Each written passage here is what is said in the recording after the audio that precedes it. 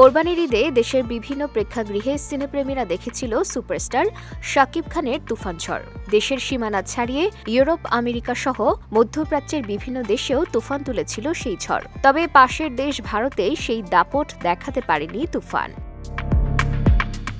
তুফানের তুফানি ঝড়ে যখন কাঁপছে দেশের শোবিজ অঙ্গন, তখন শাকিব খানকে নিয়ে নতুন আরেকটি ধামাকার সংবাদ দিলেন নির্মাতা অনন্য মামুন।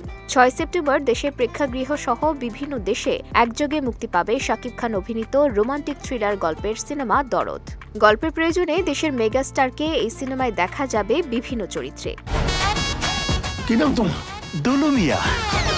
শাকিব খান অভিনীত প্রথম প্যান ইন্ডিয়ান সিনেমা দরদ। চলচ্চিত্র বিশেষজ্ঞরা মনে করছেন তুফান সিনেমার ঝড়কে শিথিল করবে দরদ, পাশাপাশি দেবে নতুন কিছুর হাতছানি। সিনেমাটি নিয়ে সম্ভাবনা আছে, যেমন আছে অনেক শঙ্কাও।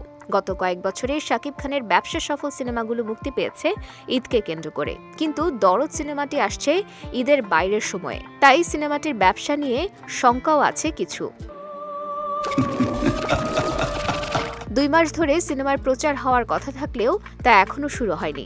দরদ সিনেমায় শাকিব খানের সঙ্গে প্রথমবার জুটি বেঁধে পর্দায় আসছেন বলিউড অভিনেত্রী। একমাত্র ওয়ালটন এসি দিচ্ছে 1 বছরের রিপ্লেসমেন্ট গ্যারান্টি এবং কম্প্রেসারের 10 বছরের গ্যারান্টি।